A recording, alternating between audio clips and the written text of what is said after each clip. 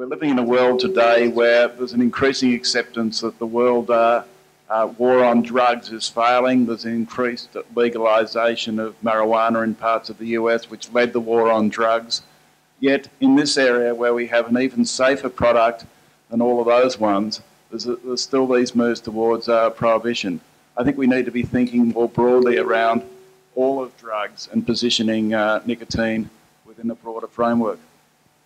Yeah, I agree, Ron. I think we had, I mentioned the advances in technology. I think one of the sets of advances I didn't talk about enough is the advances in brain science, where we have long known about the common roots of addiction in the brain. We've also understood that many people have an addictive propensity, which is either wired in or minimally open to change. And many will satisfy their need for a psychoactive substance through caffeine or through nicotine or through marijuana. And you have this paradox now with marijuana liberalization happening and called for by the very same people who are calling for the tightening of e-cigarettes without asking the question, what is best for the brains of future generations? And this question of a unified framework to think about, first of all, protecting the brain from harm, and then going further and going into the area of enhancement. We are very close to the discussion around how cognitive decline is becoming a massive global concern with longevity. We know that nicotine confers certain benefits, which we haven't wanted to speak about for a long time, Parkinson being one obvious one. The cost of Parkinson's to a population and to many health systems is already staggering. I have no idea who's reviewed recently the literature on nicotine generally from an enhancement point of view into older age. I mention that because just to say that what you're saying is absolutely right. We should take advantage of opportunities we have that we never had before to study the brain, the physical, chemical, mental components of it. And we have sitting in the audience people like Dave Abrams who know this stuff, whereas I just make it up. But I'm sure we'll appreciate that our ability to both image, study, and understand this field has expanded like never before. And that is the way we should go. I'm good, I provoked him. David, would you like to add to that? To quote T.S. Eliot, we've seen the enemy and it is us. I think the other profound issue that you raised about the brain is that the limbic brain's hot cognition and that impulsive affective heuristic, as Joe Gitchell calls it, is a normal thing that's programmed in for appetitive behavior, the seeking of food, water, survival, nurturance. But also it's what gets somewhat hijacked by drugs. But addiction is a huge difference in terms of the severity of the propensity to compulsively use. And I think it's more tied with satisfaction and enjoyment, and it's hard to tease out the hardwired addiction. We shouldn't be stereotyping this as addiction in the negative sense, to your point. But to finish the Eliot quote, the enemy is the tribal, stereotyped emotional reaction of those that cannot see that the world has changed and are digging their heels in the most emotional way that I have ever seen in my entire career by literally ignoring the science because of the panic that this will destroy 50 years of what they think is their patronizing contribution to humanity, refusing to acknowledge that the world has changed and that we really do have ways to make the lethal cigarette obsolete. And I think actually tobacco companies should join us, as you said, with verifiable and accountability to take that defective product off the market and replace it with making a reasonable profit with something else that's way less harmful.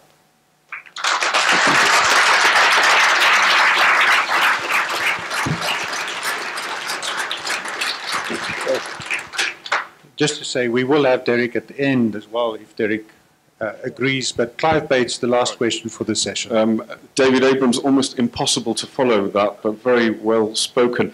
Derek, I just wanted to ask, if you were advising the chief executives of Philip Morris International, BAT, Reynolds, Imperial, what would you say to them? What would your advice to them be?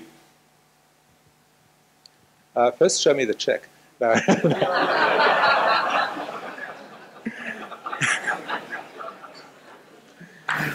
That's a proof of seriousness, by the way. I think that the advice I'd give would be the kind of advice I was asked by Indra Nooyi when I joined PepsiCo. And I was her first hire when she was CEO.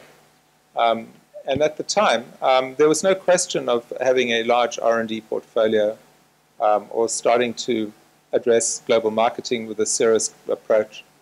And my earliest advice was that we needed to review our R&D and innovation agenda and ask whether it is truly driving the kind of positive change that's going to be needed and demanded by consumers over the decades to come. That sounds kind of obscure, but it led to very interesting reviews of how much money should one spend on innovation in a legacy company like a soda company. Well, there's nothing more legacy than a tobacco company or a coal mine. They are spending at the bottom of the pit in terms of research. Even the hundreds of millions that I hear some companies are putting into this category represents a tiny fraction of what they could be spending if they really wanted to do breakthrough innovation in terms of behavioral science, in terms of product design, in terms of quality and safety reduction. That would be one of my first starting points. And the second would be to say, I think you've got to think of some symbolic early moves. Reach out to the government, the WHO, and the community to show you serious. And I won't go into those, but there are a couple of ways in which that could be done in the same way as, and Dila knows this all too well, there was nothing more shocking to WHO when Margaret Chan was faced with CEOs from several companies saying, we pledge to change our marketing in the following ways. We want to work with you on salt reduction. We want to do this, that, and the other. And really, the response of WHO was, thank you very much for the marketing stuff. That sounds good. But we actually don't know. We don't have people inside to talk to you about how to advance some of the other agendas, making the point that industry can actually get well ahead of the debate and will actually eclipse the ability of WHO to respond if it gets out there, engages the lead NGOs in the world, the leader investors, in what may be the first moves. I would just add one thing. The thing I wouldn't say to them is what David was saying, sell off your, or get rid of your harmful stuff and focus only on the good stuff. I think that that's the one thing I learned is that the power of a large corporation, any large corporation, making anything in the world, is that it needs to use the engine of its current growth model to bring about the transformation of the next era. So a large petrochemical company needs to use its money to build the alternative energy of the future. A food company must use what is currently its unhealthy product cycle to build a healthy product cycle. And similarly, the tobacco companies can use its profitability now to build the next cycle. And yes, that will mean many years of change, but it will mean more, bigger change scaled at a level that then deploys the full sales and marketing force of these global behemoths, rather than having small companies trying to snipe at a small part of the market. I ask you to, a round of applause for a fantastic speech.